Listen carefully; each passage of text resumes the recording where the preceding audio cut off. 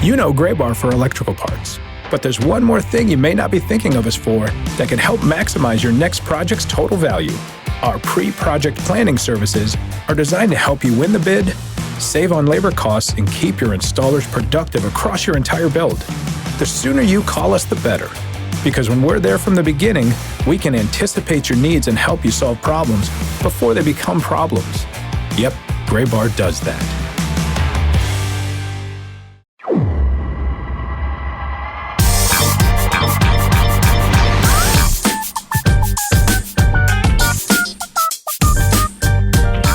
Welcome into the latest episode of the Show Before the Show podcast, the official podcast of minor league baseball. Tyler Mon, Sam Dykstra, Benjamin Hill. No time to waste today. Not vamping, not tiptoeing around some nonsense. We're getting right in. Dudes, what is your favorite breakfast cereal? Let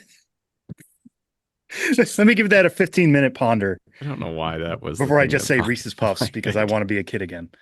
Reese's Puffs. Reese's Ben? Puffs. Oh man. Yeah, I didn't have much sugar cereal growing up, so I got a soft spot for like regular Cheerios, Okay. Crispix, Corn Chex.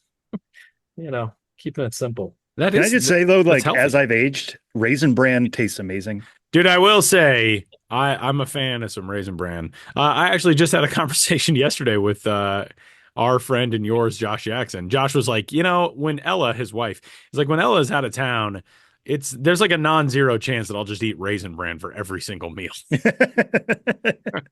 I'm a Cinnamon Toast Crunch guy, by the way. So with that, we wrap up this week's episode of the show. Now, welcome in. We've got so much to get to this week. The Major League trade deadline is in the rearview mirror. We're going to talk about that. And we've got tons more from the world of minor league baseball to get to. Thanks for hanging out with us wherever you found us. You can get in touch with the show, podcast at milb.com, and leave us a rating and a review and all those fun things. Subscribe wherever you get your podcasts as we turn the corner into August of this minor league baseball season here in 2024. And Benjamin Hill, fresh back from a road trip through the cradle of minor league baseball, North Carolina.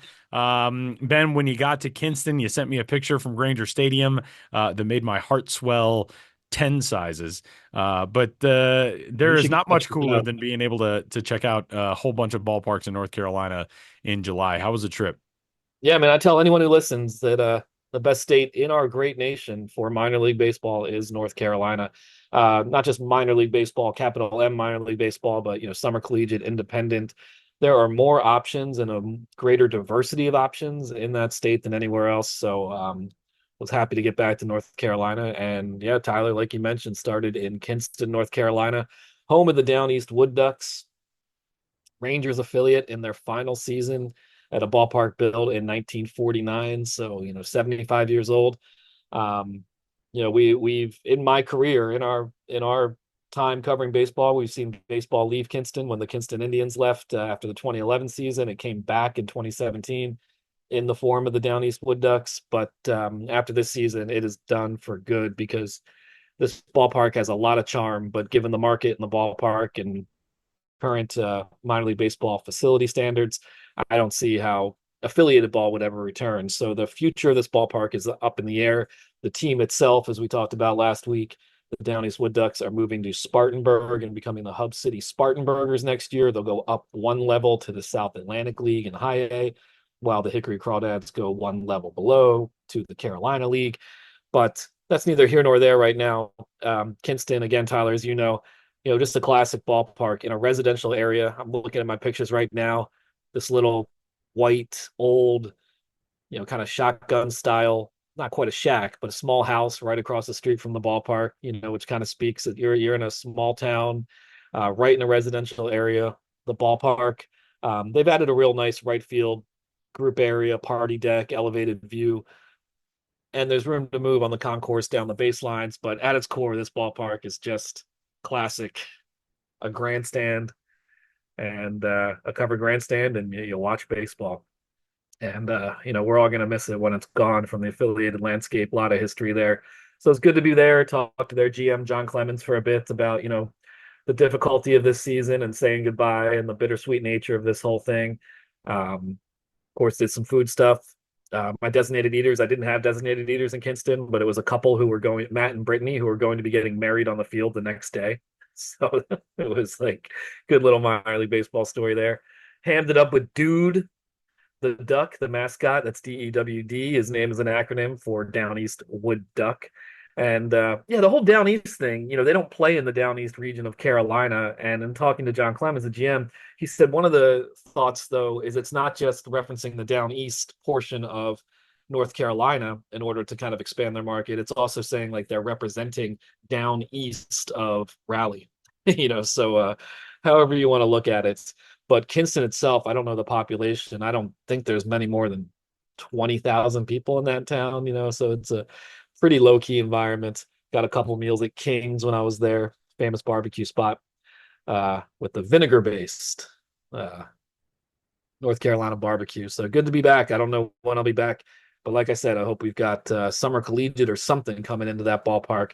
And Tyler and I, we'll go back and once again share our love for Granger Stadium. We'll eat a whole bunch of Kings. What was the mood? I mean, obviously fans in that area have been through this before, having an affiliated team that moved away, over a decade ago. And as you said, came back in 2017. But what was the mood around, well, we're losing the Wood Ducks, but it's Kinston, North Carolina. I mean, there's going to be baseball there in some form. We don't know what form that will take, but what sort of sense did you get from people? Well, the people I talked to were, of course, sad about this, feeling bittersweet about the whole season. But also kind of like, hey, we've been through this before and something will be here. And, for the hardcore fans, they're going to keep showing up no matter what it is. But did talk to some interesting people. I talked to one guy, older black gentleman, who said he's been coming to the games there since 1958, and just like, wow, That is amazing. That ballpark was only like 10 years old at that point. Yeah. And he said he played games there in school. And even if you can imagine this, different era of minor league baseball, just playing pickup games on the field, just gathering some neighborhood kids and just being like, we're going to go play Granger. Can you imagine that today? Just being like, let's just walk over to the minor league ballpark. And That's like a dream I've had before. yeah, so it was a different era. But yeah, a lot of history there, including some Negro League teams in the early days of the ballpark. Kinston Eagles were one of the teams back, various iterations of that throughout the 50s, 60s. There's the Cleveland affiliation, now the Rangers. A lot of history, a lot to unpack. But yeah, we're coming up on the home stretch of the Foul Well season. Foul Well, Granger Stadium. That's something that I'm going to need a lot of practice on saying foul well. I have to think through, I think, every vowel in that, every single sound in that statement. And you also moved on to Durham with the Bulls. I mean, that's such an iconic place to see a game at the DBAP. It's not as old as Granger Stadium, obviously. They moved away into a newer place a few years ago, but what was it like being back with the Bulls? Well, one, to my larger point about like the diversity of locales and atmospheres in North Carolina.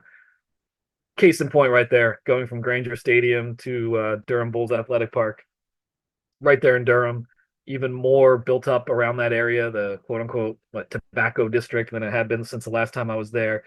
I've always liked Durham. It was my third time there. I think this time it kind of hit me like, man, the question I get more than any other in this job is what's your favorite ballpark? And I never just give one answer, but I've got to start adding Durham just to my short list because, man, does that place pop. It just feels like bigger and larger than life and just colorful and vibrant and great crowds. I was there on a Saturday night.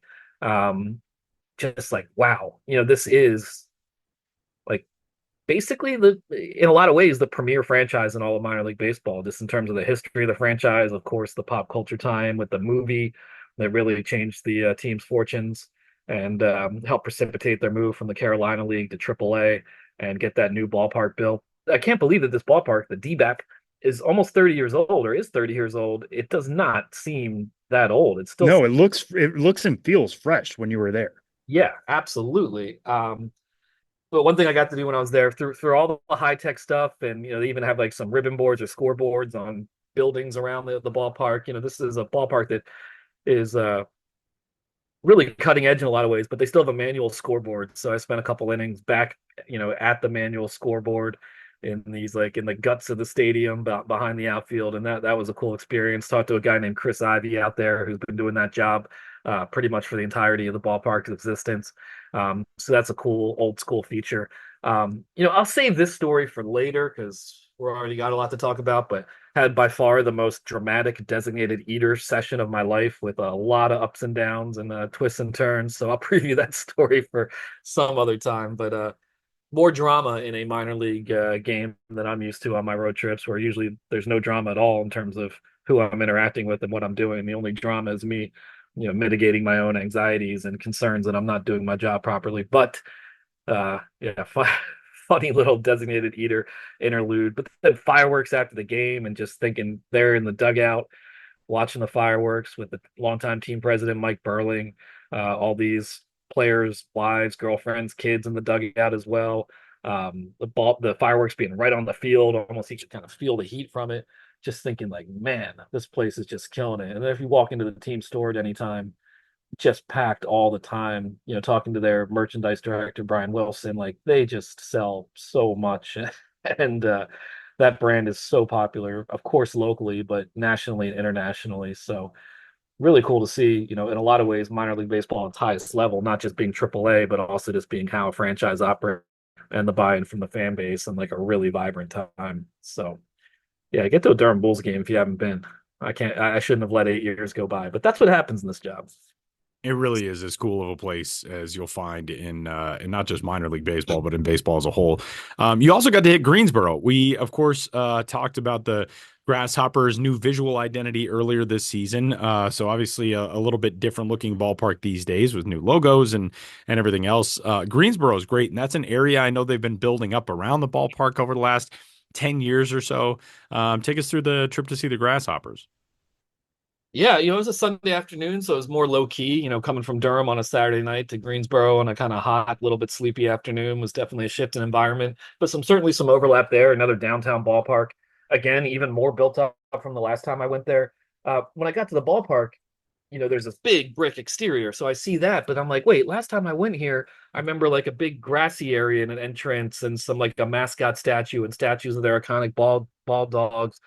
I was like, where is that? And then I realized there's this huge building where that used to be, which is like a First National Bank headquarters right there down the first base side.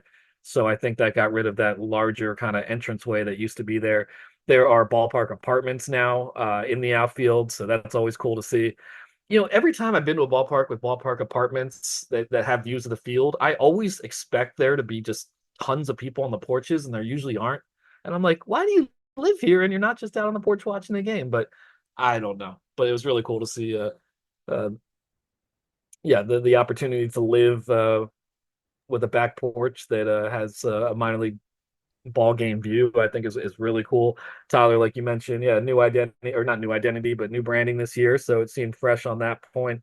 I talked to are you guys familiar with Andy Durham, their longtime broadcaster? You may have heard calls on, through MILB highlights on social media, but he's been calling games for years. He's an older guy. I don't know, maybe in his 50s, 60s. But he does this home run call where he just kind of tries to hold, like going, gone. I can't do it, but he'll do that around the whole bases. So it's pretty polarizing. But I got to talk about that broadcaster and his unique style. Got the word on a little miniature baseball diamond. They're creating an intersection right outside the ballpark that'll have statues of all their different ball dogs through the year. Master Yogi Berra and Miss Babe Ruth and things of that nature. Designated eater Rob Neal, great dude. A lot of good stuff to eat at the game, including the Connie Mack attack, a foot-long hot dog with pulled pork and bacon bits and mac and cheese, and just one of the most ridiculous items I've seen for a while. Also talked to an usher. What was his name? Rich. Anyway, an usher. I will write about him, and I will get all these names right. But he wrote a different joke every half inning on a whiteboard, and at the inning breaks, he would walk down into the stands and share his joke on a whiteboard. I think the one I happened to capture said, what kind of exercise do lazy people do? So he goes down and he holds up this whiteboard with a sign, What kind of exercise do lazy people do? Diddly squats. So he flips over the board and shows that. But he has a Pretty new good. joke Pretty every good. half inning. Pretty And, good. Pretty good. yeah, those are the kind of guys I like to highlight. An Usher who likes to tell jokes every single half inning throughout every game for the entire season. That's commitment, and that was great to see as well. So good to be back in Greensboro for sure on a Sunday afternoon. Beyond Greensboro, Ben, you got to hit the Appy League, and obviously former affiliated teams, now members of a different style of baseball. But checking out the Appy League has got to be cool because you saw these places when they were in their affiliated era as rookie ball teams, and now they are a different iteration in different identities and probably a different energy at the ballpark. Yeah, first time, after 2020, the Appy League went from, advanced rookie affiliated to summer collegiate. All the teams rebranded because they had previously had their major league club as a team name. So where in the past I visited the Danville Braves, they're in Danville, Virginia, at Dan Daniel Park in Danville, Virginia, Danville Braves. Now they are the Danville Otterbots, a kind of mix of referencing, I guess, local wildlife and technical innovation in the Danville area. Guy who runs that team, Austin Scher, Scher. I knew him when he was with Daytona. He went to Danville, threw himself into that, and he's brought a lot of great energy to that ballpark. Talked to a lot of longtime fans, and the sense I got is like people are pretty happy with the Appy League as it is now. It's not affiliated anymore, but there's a lot of Appy League alums now in affiliated ball, having got drafted after playing in the Appy League and playing at the respective colleges. And so we'll start to see Appalachian League alumni in the major leagues, and I think that will help increase the profile when these teams can point to major leaguers who played in the Appy League. So talk to some of their players, talk to fans. That ballpark is really simple, kind of like a symmetrical parallel layout where it's just like a little grandstand, bleachers on each side, um, external building on each side of the same size. One is kind of a bar group area, one's more kid oriented. So yeah, great to be back there.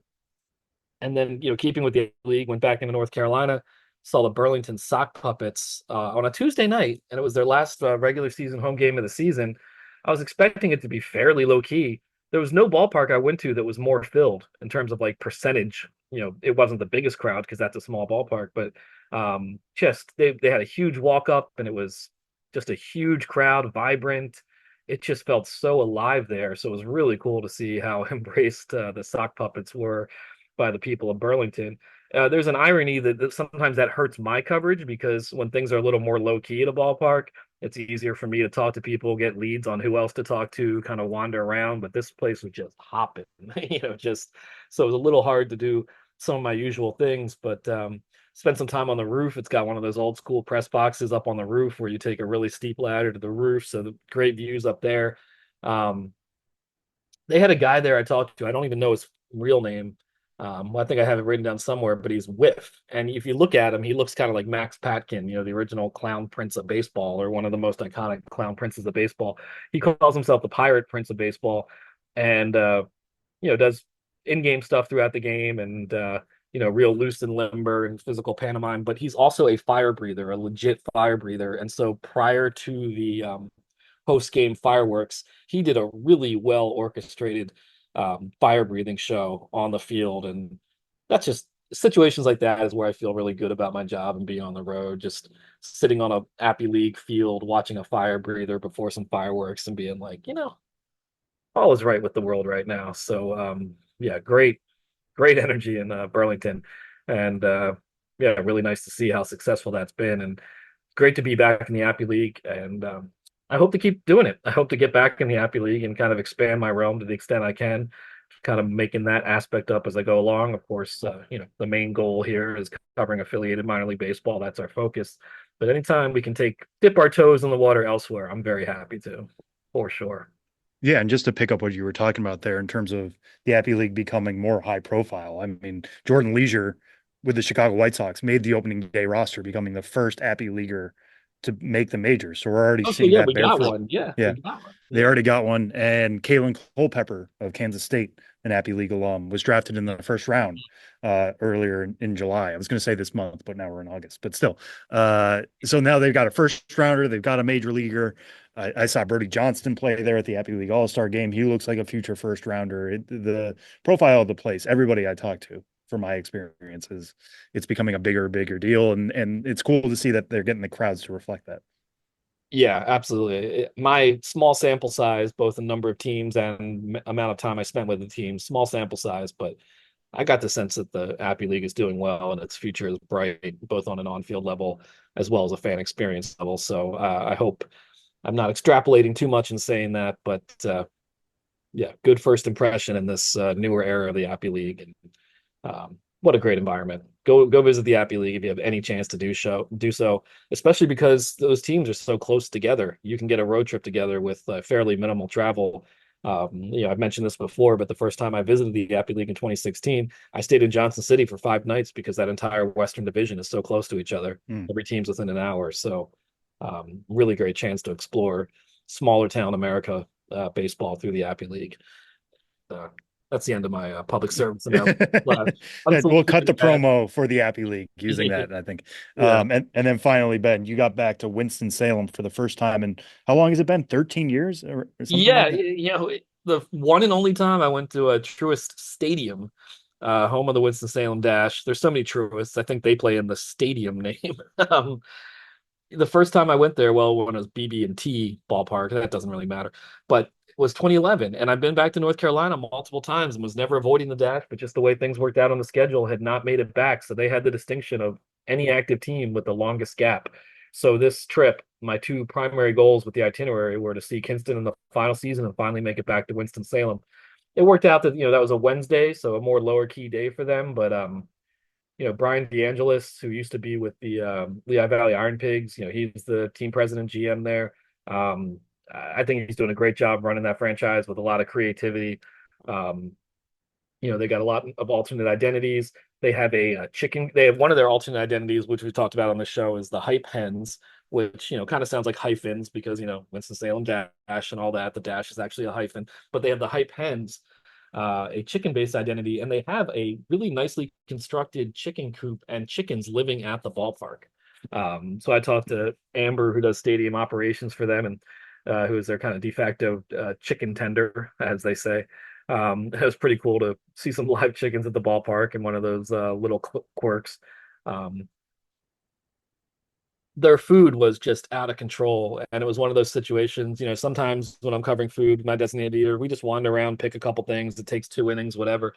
But we had so much food with the designated eaters. A guy named Seth Mendelson and his wife. Man, I need to write down names before I start talking. I meet so many people, and then I don't have instant recall of these names. But throughout like 5 innings, they just brought them more and more items. And one of the funniest things that happened was they brought out a dessert. There was so much food, so it was hard to keep track of it all. But they brought out a dessert called the Dirt Cup, which is chocolate pudding with Oreo crumbles, right? And then they're eating it and they're like, there's bugs in here. And at first I'm thinking like, oh man, like, ugh, that's not good.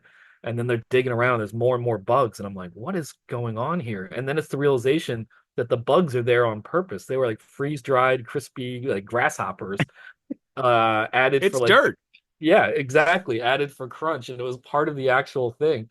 But learning that in real time without knowing actually made it funnier than if we had actually known that that there was bugs in this dessert dish, the Dirt Cup. So that was pretty funny. I mean, they had like Cajun gator with like an aioli dipping sauce, a heart attack hot dog, which of course topped with pulled pork and bacon, and on and on. So much good food. Talked to some really interesting, fans. There was a 16-year-old kid I talked to who works, for the team, like in their warehouse, doing a lot of like loading, unloading type work. 16 years old. He also works like kind of with septic tanks and cleaning them out. He's like, it's a tough job. Someone's got to do it. He goes to school, and he is also Riley, the real deal Neal, local celebrity stock car racer at Bowman Gray. And I'd swung by Bowman Gray earlier in the day. I'm not really a racing guy, but it's like $12 to get in. Really rowdy atmosphere, I'm told. Old school throwback environment, and Riley's a third generation racer. You know, he works for the Dash as one of his jobs, but he's like winning races at Bowman Gray at the age of 16. And I was like, man, I want to go back to Winston-Salem and see a race at Bowman Gray. It just seemed like such a unique atmosphere. And it was cool to talk to Riley, the real deal Neal, and I hope to write something up about him, as well as quite a few other people I talked to in Winston-Salem. You know, I feel like I've been going on for a while, but of course, per usual, just scratching the surface. You know, these trips bring so much, so much people to talk to, information to process. I got back yesterday, and I feel a little loopy right now, just trying to get back caught up and have a productive week next week, and be on the road again later this month. Oh boy. I mean, you already teased us with this Durham story that we're going to have to return to next week. You understand this? Yeah. Oh, we will. Designated Eater drama in Durham, North Carolina. Stay tuned. I am excited to hear that one. Benjamin Hill, you can find all of his stuff, of course, at milb.com. And you can find Ben on social media at Ben's Biz and The Ben's Biz on Instagram. And we're going to talk some on-field trade deadline stuff, but Ben is going to rejoin us.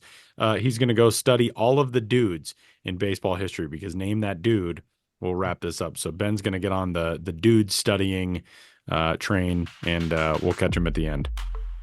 Thanks, Ben. Thanks, guys. Thanks, dudes.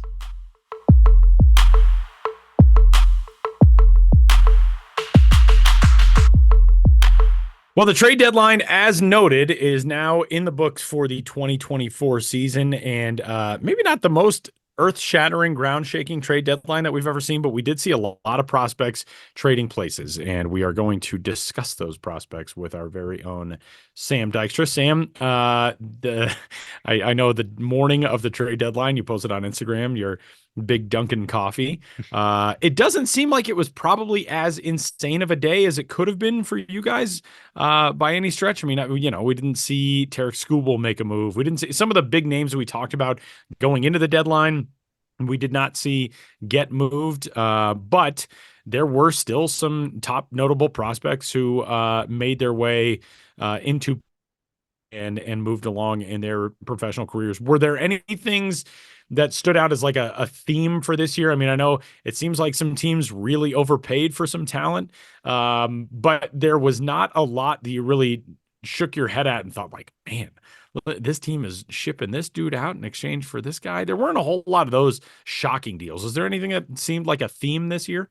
Yeah, I mean, it felt like teams were paying high prices for relievers, for potential starters. We'll talk about the Yusei Kikuchi deal. That was the one that I guess took me most aback in terms of what the Astros were willing to pay in terms of prospects for a rental pitcher, a starter at that, mind you. But, you know, I think the dust kind of settled and you look back at it and you're like, well, listen, I know Robbie Snelling and Dylan Lesko are in our top 100 right now. They're going to drop out when we do our re-rank here in a few weeks. And so then you look at him like, there's not really a brand name prospect who was moved in this deal. Why is that? And I've kind of gone back and forth on it. And, you know, part of me thinks that teams are prospect hugging in a way, like they're not willing to give up some of these real big names. And part of that is it's a good story to develop guys on your own and call them up. And, you know, you were looking at like Jackson Merrill, what he's doing for San Diego, and Jackson Churio, and Bobby Witt Jr. is homegrown. Gunnar Henderson is homegrown. Like teams like telling those stories and turning their best prospects into local superstars. But I think the other part of it is what you were saying, Tyler, like Tarek Skubal wasn't moved. It doesn't seem like that ever really came close. Garrett Crochet kind of killed his own leverage. Or at least the White Sox's leverage, when he said, I'm not pitching in the postseason unless I get an extension, because he's already butting up against an innings limit. I get it from that point of view, but it makes it more difficult to trade at the deadline if you're the White Sox. So he doesn't get moved. Those would have been the two guys, I think, outside of like the guys in Toronto, right? Like Vladimir Guerrero Jr., Bo Bichette, maybe they would have gotten a true top 100 prospect, but the Jays, and this was indicative through their moves as well, still believe they can compete in 2025. So don't sell everybody. Don't do what the Marlins did. The Marlins moved anybody that they could get bites on. And now they have a more dynamic farm system as a result. So I think a lot of this was building out depth for certain teams. You look at the Rays, the Marlins, the Blue Jays, those teams really built out their farm systems a little bit more. But in terms of looking at like, hey, here's the one prospect who I think really makes this deadline. We're going to remember this deadline as this is when X was traded. It's not quite there for me. Well, I think probably the team that we should start with is the Miami Marlins, who dealt a whole bunch of players away, not just at the trade deadline, but obviously even earlier this season. We're starting to ship guys out with Luis Ariz going to San Diego year. But the Marlins did bring back a ton of prospects. I mean, a glut of, what did they acquire? 16 prospects or something over like a 2-day span. And they have 3 of the top 6 ranked in the story that you've got up on MLB Pipeline with some of the best talent that was moved at the deadline, led by Connor Norby and Agustin Ramirez in 2 separate deals, by the way. Yeah, I mean, Connor Norby was somebody who was just blocked in Baltimore. He was that perfect example of the Orioles have too many position player prospects. They need to turn these into trades or like, at least give these guys a shot. Connor Norby was up with the big club for a bit, but he gets moved for Trevor Rogers, who, isn't a great starting pitcher necessarily, but is a controllable one. And that's something Baltimore obviously values. So they move Kyle Stowers and Connor Norby. Agustin Ramirez comes over in the Jazz Chisholm Jr. trade. I really like that pickup. That's really fascinating to me. Ramirez, somebody with clear plus raw power, if not more than that. Just got to AAA. Some questions about how he's going to work as a catcher. Maybe he has to move over to first base. But guess who else they also picked up, who's a very powerful first baseman, and that's Davison De Los Santos in a deal with the D-backs. De Los Santos led the minors in home runs with 30 at my last check. Easily some of the best raw power in all of the minor leagues. Just has one of the worst approaches as well. I mean, I think he was swinging at pitches outside the zone more than 40% of the time. The guy is aggressive in search of that power. If he connects, it goes a long, long way. Part of him leading the minors in homers was helped by the fact that he played in Amarillo and Reno, which are 2 absolute launching pads, and the PCL in general is a launching pad. But getting Ramirez and De Los Santos in the same AAA Jacksonville lineup is really enticing to me. They add Adam Major, Jared Cerna, Graham Pauley. Peter Bendix, the new president of baseball operations with the Marlins, comes from the Rays, and the Rays have always valued a very deep farm system. If when things don't work out at the top level or guys get too expensive, the Rays trade them away because they can plug that hole with a minor leaguer and a quality prospect. I don't know if the Marlins necessarily need to do that. I hope they are more willing to hold on to players for longer than the Rays have done.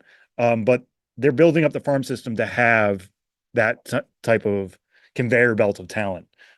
So you look at some of the pitchers that they already have: Thomas White, Noble Meyer from last year's draft, Max Meyer. They pick up Robbie Snelling from the Padres. They're going to have some work to do with him because his stuff is backed up. But last year, one of the best pitchers in all of minor league baseball. So it's definitely a more well-rounded system now. It's a more dynamic one. And I think that's what Peter Bendix was aiming for when he took this job and when he set out on what can we accomplish at the deadline. Another team that really pulled in a lot of talent, the Florida Mates of the Miami Bay Rays, Sam, go out and they swap Jason Adams, they send Randy Arozarena to Seattle, and they brought back some good pieces as well. For Rays fans, Jason Adams goes to San Diego. They bring back Dylan Lesko, really talented arm there. They get Brody Hopkins from the Mariners, another really talented arm. The Rays are kind of in one of those transitional stages where they're still obviously a team that has a pedigree of reaching the postseason and figuring things out in recent years. And it just feels as though the Rays are always going to be in the hunt. Right now, they're 4.5 games back of a wild card spot. But for those moves, what do you like most about what the Rays were able to get back in return? Yeah, I mean, one thing about the Rays going into this deadline, I think, is that they had really good upper level talent. Like they had a really solid big 4, and Junior Caminero, who's consistently knocking on the door, just needs to be healthy this year. Carson Williams is probably a top 10 overall prospect at this stage. His strikeout rate has steadily improved this year at AA. Xavier Isaac, maybe my favorite first base prospect in baseball right now. Jack Caglianone, putting him off to the side, but Xavier Isaac has tremendous raw power, and he's done a really good job of getting that to play in games. And Braden Taylor was their first round pick last year and has proven to be a really good hitter at third base or shortstop, depending on where you want to put him. It's probably at third base long term, but he's had a really solid first full year too. So they had a really good top four. And then I think it was less deep than the Rays are typically used to. Now it's significantly better. I mean, you get Lesko. Yes, he's going to be a reclamation project for them for sure. But one that, speaking to some Tampa Bay folks this week, they're really excited to get their hands on him. They really trust their pitching development group. They know it's the command that's the issue. The raw stuff is still there. So if they can harness it and get him not only just more in the zone, but like more on the edges of the zone, because at times he's been really hittable if he's throwing the ball dead red. So get him more on the black of the plate. They could really unlock something with Dylan Lesko. I really like those Mariners pickups for the Randy Arozarena trade. Brody Hopkins, we moved up pretty aggressively in the re-rank or when we placed him after the trade. He might slip a little bit from there, but like I really like the stuff. He was a two-way player in college. Now he's pitching only. The fastball and slider, I think, are 2+ pitches. He has some command troubles himself. But man, if I think they're getting him at the right time because he's got a big arrow up next to his name. And if you already have a guy who's like finding himself as he focuses more on his mound work, and you get him with that Rays pitching group, I think Brody Hopkins could be special for them. But Aiden Smith, only a 20-year-old at A-ball, some hit tool questions with him, but like the power has been playing. He's a really good defensive center fielder, can really run. So that was another quality pickup. I don't know. This is just like a much deeper group. Even somebody like Hunter Biggie with the Rays, they got him from the Cubs in the Isaac Paredes deal. Most of the focus there was on Christopher Morel, getting him back. But like Hunter Biggie, he's not currently on the top 30. Part of me wishes I kind of snuck him on there because the quality of stuff is really good. He could just replace Jason Adam as one of their bullpen arms right away. And this is what the Rays do, right? If they lose somebody, they find a replacement. And in a few years, he's a trade candidate, or he's getting them to the brink of the World Series or the World Series itself, like we saw with them in 2020. So this felt like a very Rays deadline, and that they acknowledged, hey, we're not going to make the playoffs this year, but how can we get back to who we are with a deep system? And they certainly accomplished that. All right, Sam, one of the lines that will resonate from this 2024 deadline is that Blue Jays Astros trade, in which Yusei Kikuchi goes to Houston, and the Astros sent a lot back to Toronto. Take us through the mechanics of that deal from your perspective, and what it means for the Jays now, being able to cash in, a good piece, but they got a lot back for Yusei Kikuchi. They did. And the big thing for me in that trade is Yusei Kikuchi was a rental.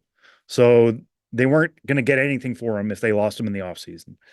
So you trade him now, but what are the Jays trying to do, right? They know they're in the prime of Bo Bichette and Vladimir Guerrero Jr., and they made a lot of acquisitions. I mean, just think a few months ago, right? They were going after Shohei Ohtani really aggressively, thinking this was going to be the year, and it hasn't worked out. But instead of blowing everything up, they're like, listen, let's just give ourselves a better crack at it next year. So we'll deal Kikuchi, but if we could get some pieces that are either major league ready or on the cusp of being major league ready, let's aim for that. And then to get Jake Bloss, who there have only been 3 pitchers from last year's draft to already make their major league debuts. One is Paul Skeens, who everybody knows. The other is Hurston Waldrop, another first-round pick. The other is Jake Bloss, who was pitching in Georgetown last year. Not exactly like a baseball factory, and was taken in the 3rd round. Now all of a sudden he's making major league starts for an Astros staff that is depleted by injuries, but like he earned that spot and those looks. He's kind of right on the cusp of the top 100 for me. We'll see how that shakes out here in a couple of weeks. But he's somebody who the Jays could plug in at the end of this year, and then going into spring next year, he's very easily could be their number 4 starter. And then he's controllable for years beyond that for like a few months of Yusei Kikuchi. Many people have said this. If it was Bloss for Kikuchi straight up, that would be a pretty good deal. And then you get Joey Loperfido, who's not a prospect anymore, but another outfielder with major league experience, somebody who would be ready for 2025. And Will Wagner, who, yes, son of Billy Wagner, gets traded away from the Astros. He's always been a really solid hitter throughout the minor leagues, a strong OBP type, not great power, but can certainly get on base and hit the baseball.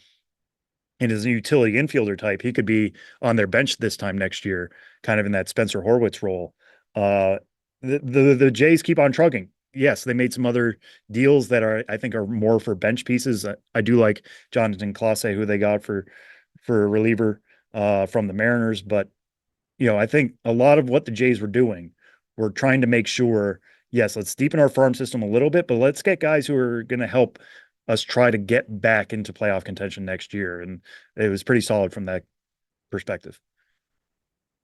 All right, Sam, anybody else who really stands out as maybe below the radar or somebody who you've got an eye on that might not be the biggest headline person or prospect that may drive a lot of eyeballs at this stage, but somebody who was required that you really like? Yeah, I'll just throw out there one other deal, which was the Lane Thomas deal from the Nationals to the Guardians. Um, the Nationals obviously bring up James Wood, and Dylan Cruz is not far away. I think they were just striking at the right time. They also dealt away Jesse Winker from their outfield group. So they moved Lane Thomas to Cleveland, and the big arm they get back is Alex Clemmie from the Guardians. And the Guardians are pretty good at developing arms. But Alex Clemmie, coming out of the high school ranks in the draft last year, I think a lot of people believed in his upside. It's just how can he control the ball? But it's a plus fastball with pretty good stuff beyond that. And he's been getting strikeouts this year at single A. He's got 97 and 69 in the third innings. So you add Clemmie to that really young pitching group rather for Washington. I mean, I really like Harleen Susana. He's broken out this year. He's always thrown triple digits, but this year he's really harnessing his control. Travis Socorro was another pick they got from last year's draft, 6'6". He was in the third round. It's another plus fastball with a really good splitter and a workable slider too. Like, he could be a number 2, number 3 starter down the line. These guys are lottery tickets because they're so young, but I think adding Clemmie to Socorro and Susana ups the potential that Washington could have an ace out of this group.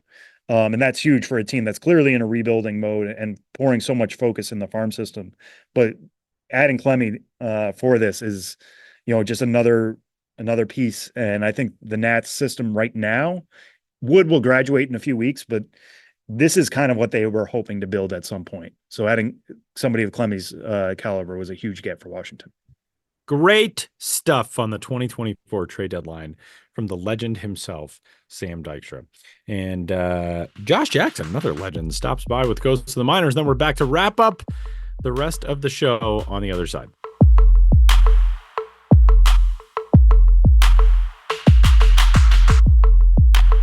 Class dismissed. This class again? Don't sit in courses you've already taken. University of Phoenix accepts eligible transfer credits and has a scholarship for transfer students. Finish your degree faster. We interrupt this podcast to bring you another thrilling edition of Ghosts of the Miners. Now, here's your correspondent and host, Joshua Jackson.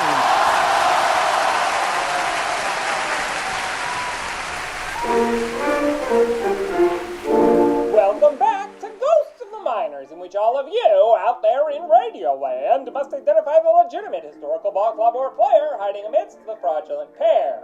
One once tried to pile up victories. The others could ever amass only questions. In the last segment, I asked you which of the following minor league baseball teams did at one time exist.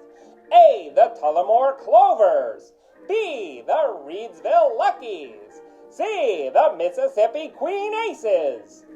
You made the fortunate choice if you picked B, the Reedsville Luckies, who took their chances in the 1930s, 40s, and 50s in the Carolina Bi- and Tri-State Leagues. But there's no 2 or 3 ways about it. The Luckies were lucky enough to make the playoffs in 4 straight seasons in which they finished 4th place, winning the whole shebang once. But they were not lucky enough to ever finish higher than 3rd place in the regular season over 14 non-consecutive years in the minors. The Reedsville Luckies moniker grew out of a now unfashionable crop. For decades and decades, the big business in Reedsville was the American Tobacco Company, parent corporation of Lucky Strikes. And the name has not gone up in smoke.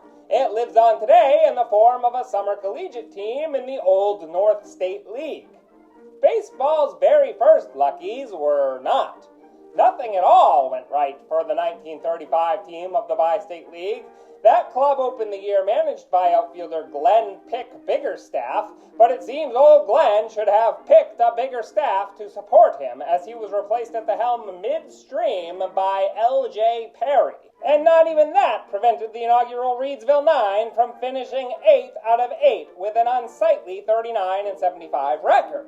But after 6 seasons, the best of which was a third-place finish on the strength of Ray Scantling's unscant 33 home runs to lead the league in 1938, the Bi-State League was out of Luckies. As bleak as that run had been, the most grimly unlucky year for the Luckies was the season they were managed by Lee Gamble, when the Reedsville Club was a very bad bet in the 1947 Tri-State League, going 45-92. The Luckies' fortune did turn around in the Carolina League from 1948 to 1956, especially during a 4-year stretch beginning in 1950, when they were in the middle of the pack every season but scraped into the playoffs and won the crown in 52 with hot stuff from utility man Walter Teapot Fry. But in 1955, the club had a new working agreement and became known as the Reedsville Phillies, and the next year it disbanded. And that's how the Luckies ran out. Now, on to the question for next time. Which of these players could really pitch it in the minors of yesteryear? A. Bill Knuckles. B. Rick Curves. C. Sam Changes. Want to know the answer? Put one over the plate. Or tune into the next Ghost of the Minors. But for now, you'll have to excuse me. My producer Ben Hill is going for the gold, and I've got to hide it.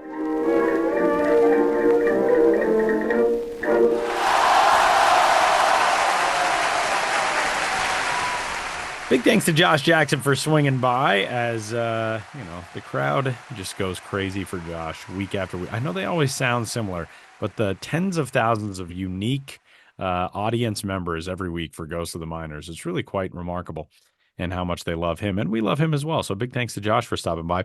And before we get out of here on this week's episode of the Show Before the Show, it's time for the latest edition of Name That Dude. Sam has the dude for this week, which means Ben and I will be the guessers. Sam, lay out the dude's case for us. All right. So this dude didn't spend a great amount of time in the minor leagues, but it does offer us an opportunity to remember some minor league affiliations and some other things along the way. So this dude was drafted in the first round of the 2003 draft. I'm going to withhold his place. It's not number one, so it's not that obvious, but his place and his college. Although I will say he was drafted out of college in 2003. We can save those for later clues. 2003, he went to the Arizona League at the time, very briefly. This is in the Brewers system, by the way. He was drafted by the Brewers. Only 1 game in the Arizona League, then went to 20 games in the Midwest League, which was a low A, single A, however you wanted to define it, Class A of the Beloit Snappers. In 2003, played 20 games with them, and then jumped to the majors. Whoa. In his draft year. Played 7 games for the Brewers, got 14 plate appearances, struck out 6 times. So not the best debut, but he did debut in the majors in his draft year. Wow. I actually have a guess. I have a guess on. I do have a guess on this. Let's just get through his next 2 years, and then we can lock in your guess. 2004, he played for Huntsville in the Southern League. Again, that was a Brewers affiliate at the time. The Huntsville Stars played 133 games for Huntsville. That was the only team he played for. Didn't get back to the majors that year. Had 8 homers, 11 steals, a 774 OPS. He was in the Arizona Fall League briefly in 2004 and in 2003. So he's a 2-time Fall Leaguer. He was a Futures Game participant in 2004 as well. 2005, played for AAA Nashville, 55 games, batted .320 with a 1090 OPS, had 12 homers in those 55 games, and played the bulk of the year with the Brewers, 96 games, batting .239 with a 727 OPS and 13 homers. So had 25 homers between Nashville and Milwaukee in 2005, and then basically was a major leaguer the rest of his career, mostly with the Brewers, some very quick time at the end with Seattle, Arizona, and Tampa Bay. My initial guess, I'm realizing he would not have been drafted that early. He would have been more like 05, 06. Well, who's your guess? My initial guess was Matt Laporta, but it's not Isn't Matt it? Laporta. It is not Matt Laporta. No, How about Richie Sexton? not Richie Sexton. No, you're kind of dancing around it. You guys have the right idea in mind. You I said he will was say a college player. it was a college player. Um, This might be an even bigger hint, and a lot of people in Wisconsin are probably yelling at their podcast device right now. But he actually joined the major league staff this year, and it was a big to do that this legendary brewer, he's like a local legend, I would say. He played for them for a long time. Joined Pat Murphy's staff for the 2023 season, so for 2024.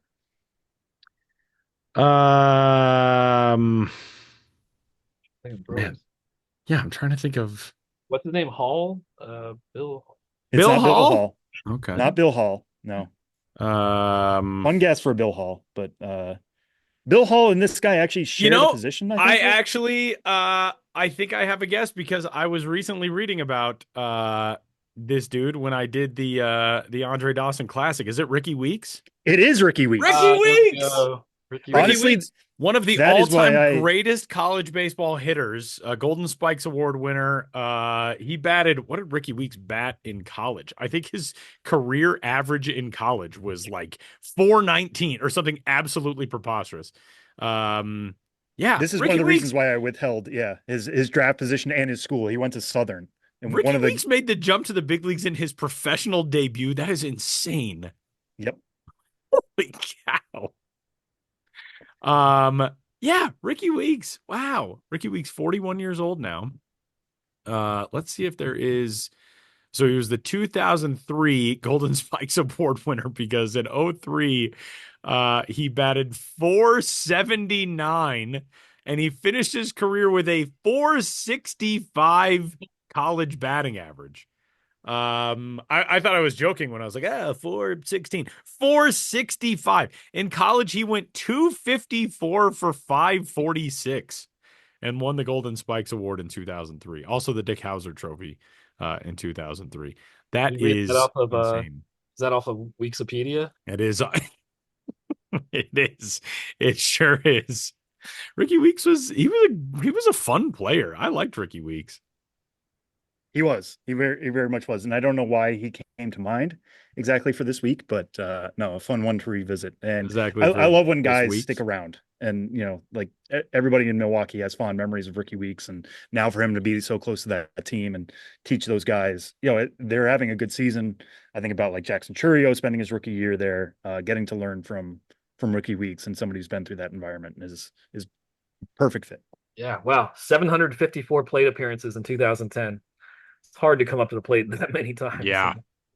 Yeah. And 651 of those were at bats. Those were both led the league. And he OPS'd 830. That is pretty damn good. He was also hit by pitches 25 times that year. And he was an all-star the following year in 2011. Man. Yeah. Good career, Ricky Weeks. 14-year big league career. And I had completely forgotten that he made the jump from A-ball to the big leagues in his debut season. That's incredible. That's a good one. That was a good dude. A good dude this week. Ricky Weeks on Name That Dude here on this week's episode of the Show Before the Show. All right. Well, that'll do it for this week's episode. Huge thanks to Josh Jackson for stopping by and to all of the characters in North Carolina. I'm very anxious to read about the drama in Durham with the designated eaters. And for Benjamin Hill, Sam Dykstra, Josh Jackson, and all the rest, my name is Tyler Maughan. Thanks for tuning into the Show Before the Show. We'll catch you next week.